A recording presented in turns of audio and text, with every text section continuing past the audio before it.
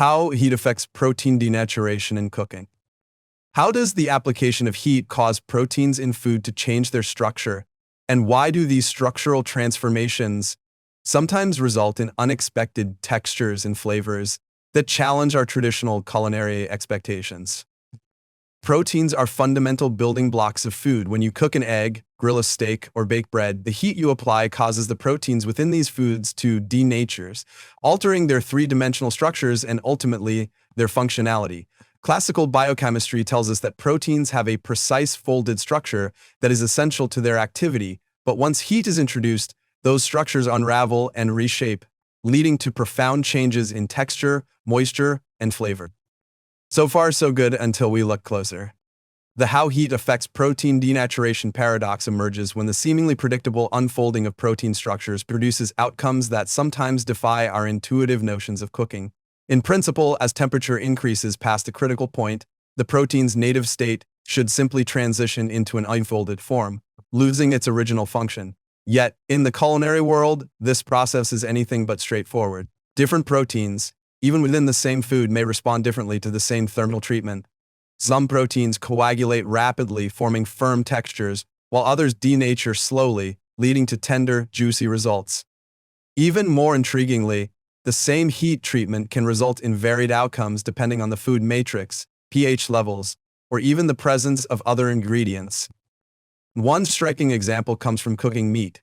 In a well-seasoned steak, heat initiates the denaturation of muscle proteins like myosin and actin, which causes the meat to firm up. Under controlled conditions, this process can generate the sought-after sear on the exterior and succulent tenderness within. However, if the heat is misapplied or too high, it can result in overly rapid denaturation, expelling moisture and leading to an unpalatably dry texture. That's a direct contradiction to the classical view, where a simple application of heat should yield uniformly denatured protein, showing that the dynamics of protein transformation are far more nuanced. At even more detailed levels, the phenomenon grows more complex. In delicate processes like baking or poaching, the denaturation of egg proteins or the slow unfolding of collagen in a stew introduces a layered interplay between texture and flavor.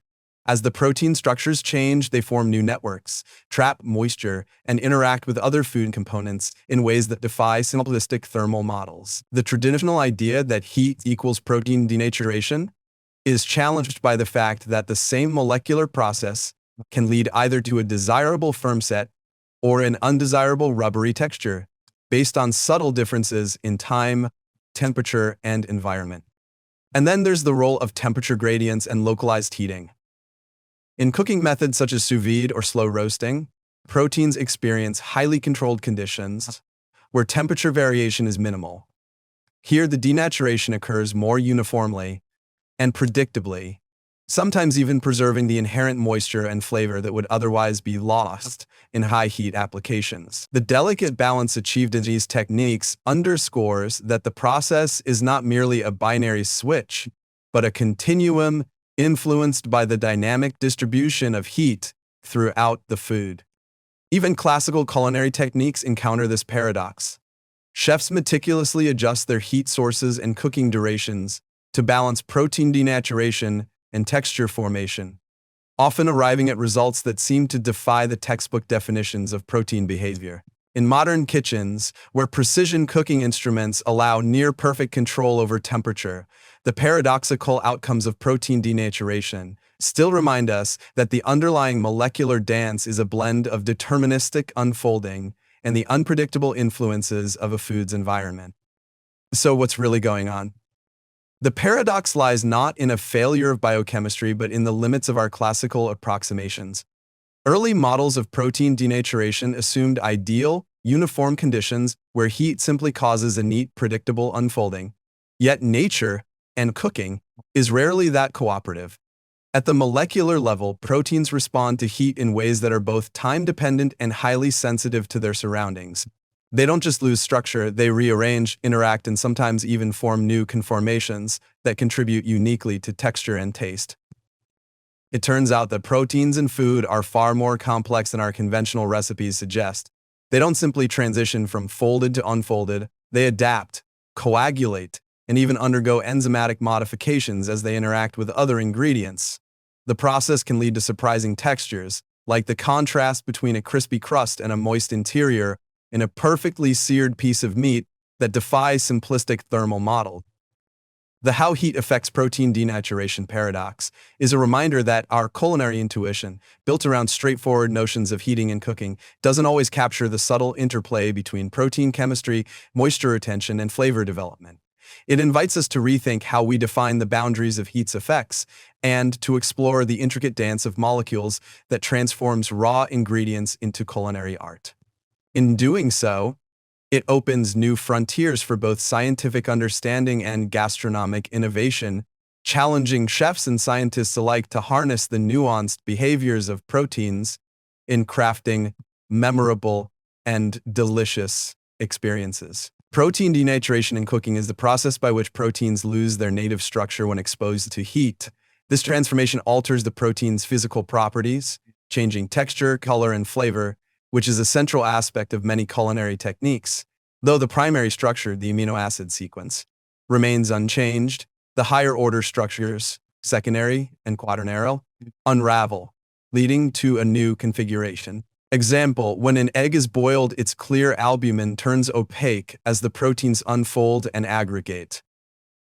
Analogy: it's like an intricately folded paper crane being unfolded into a flat, disorganized sheet, a process that transforms its appearance and functionality. Proteins are complex molecules with specific three-dimensional structures that determine their function. In their native state, proteins have a precise folding pattern stabilized by various interactions like hydrogen bonds, disulfide bridges, and hydrophobic interactions. Heat disrupts these interactions, resulting in denaturation, a phenomenon that is central to many cooking processes. Example, meat changes from a soft, tender state to a firmer, cooked texture as muscle proteins denature when heated. Analogy: think of proteins as tightly coiled springs. When heated, the springs lose their tension and coil out of their original shape, altering their mechanical properties. At a molecular level, heat increases the kinetic energy of protein molecules. This added energy causes atoms within the protein to vibrate more vigorously, weakening the non-covalent bonds that hold the protein structure intact. As these bonds break, the protein unravels, a process that is irreversible under typical cooking conditions. Example: when cooking a steak, the rising temperature disrupts the myofibrillar proteins, causing them to coagulate and firm up. Analogy: it's like warming a block of gelatin. Initially, the molecules are tightly packed, but as heat is applied, they gain energy, loosen up, and the structure disperses. The key to understanding heat-induced protein denaturation lies in the mechanisms by which heat disrupts molecular interactions. These include the breaking of hydrogen bonds, the disruption of hydrophobic regions, and the alteration of ionic interactions. Each of these mechanisms contributes differently to the texture and appearance of cooked foods. Example, in the process of baking bread, gluten proteins in the dough denature and form a network that gives the bread structure and elasticity. Analogy: it's akin to dismantling a well-constructed Lego structure. While each individual block or molecular interaction is sturdy on its own, careful removal leads to the breakdown of the entire assembly. Temperature and time are critical factors that determine the extent and nature of protein denaturation during cooking. Higher temperatures typically accelerate denaturation, while the duration of heat exposure further influences the degree of structural change and subsequent textural outcomes. Example, a soft-boiled egg has a less firm white compared to a hard-boiled egg because the exposure to heat is shorter, leading to partial denaturation.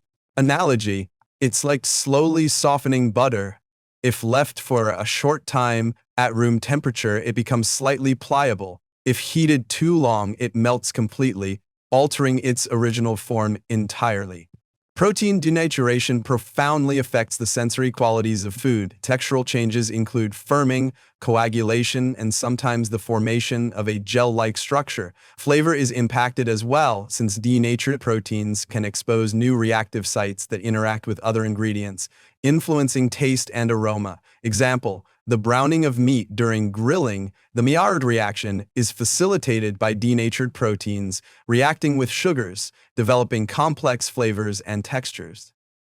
Analogy: it's similar to a sculptor reshaping clay. The heat sculpts the proteins into new structures, thereby transforming the overall texture and taste of the food. Not all proteins respond identically to heat. Different sources, whether from animal muscles, egg whites, or plant-based proteins, exhibit varied denaturation behaviors based on their unique molecular structures. These differences are critical to achieving desired cooking results across different cuisines. Example, collagen in meat transforms into gelatin with slow, prolonged heating, resulting in tender, flavorful dishes like braised short ribs. Analogy, it's like different fabrics reacting uniquely to heat.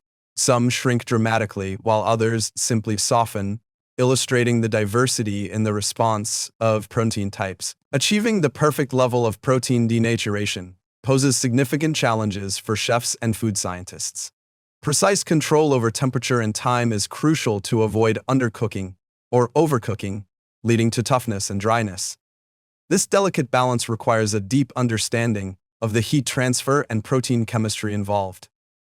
Example, sous vide cooking allows for controlled temperature exposure, enabling precise denaturation that maintains moisture and texture in meats. Analogy, it's akin to tuning a musical instrument. If the strings are not tuned correctly, the resulting sound and flavor will be off-key. Advancements in culinary science continue to explore innovative methods to manipulate protein denaturation for improved cooking outcomes. From high-precision thermal control techniques to the development of new cooking technologies, understanding the interplay between heat and protein structures offers promising avenues for culinary innovation and food quality enhancement. Example, researchers are exploring the use of novel heating methods, such as microwave-assisted cooking, to achieve uniform denaturation and enhanced flavors in processed foods. Analogy, it's like discovering new hues on an artist's palette. The deeper understanding of protein denaturation opens up a world of creative possibilities, allowing chefs to craft dishes with unprecedented precision and taste.